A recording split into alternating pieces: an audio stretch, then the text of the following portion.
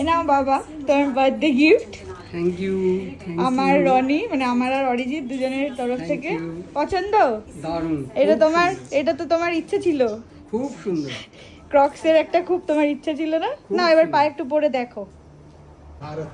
হয়েছে বাবা পায়ে সাইজ? একদম পারফেক্ট। একদম পারফেক্ট। Thank you. খুশি? হ্যাঁ খুব সুন্দর হয়েছে। ঠিক আছে এটাই পড়বে এখন থেকে।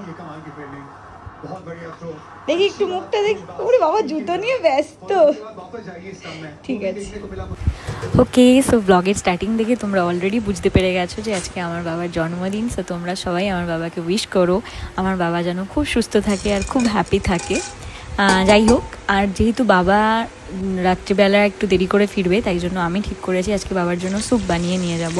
কেক বানাবো না বিকজ বাবার ডেয়ারি প্রোডাক্টস খাওয়া বারণ। বাবার প্রচুর রেস্ট্রিকশনস আছে এখন। বাবা প্রপার মেডিকেশনের মধ্যে এখন রয়েছে। বাবার বাইরের কিচ্ছু খাওয়া যাবে না। তাই আমি একদম তেল মশলা ছাড়া ইভেন লঙ্কা ছাড়া এই চিকেন স্টিউটা বানাবো, যেটা বাবা ভাতের সাথেও খেতে পারবে। এখানে আজকে আমি আলুও দেবো না। অন্যদিন এই চিকেন স্টিউটা আমি আলু পেঁপে দিয়ে করি, কিন্তু বাবার যেহেতু আলুও খাওয়া ঠিক না তাই জন্য আমি অনলি পেঁপে দিয়ে করবো। আর এখানে ম্যারিনেট করা চিকেনগুলোকে কুকারের মধ্যে ঢেলে দিতে অরি আমাকে হেল্প করে দিল। আর এই তো সব কিছু মেখে সামান্য পরিমাণ মতো জল দিয়ে আমি কুকারে এটা বসিয়ে দিলাম। আর মাত্র 4টে সিটি দেওয়ার পরই এরকম একটা সুন্দর স্টু কিন্তু রেডি হয়ে যাবে।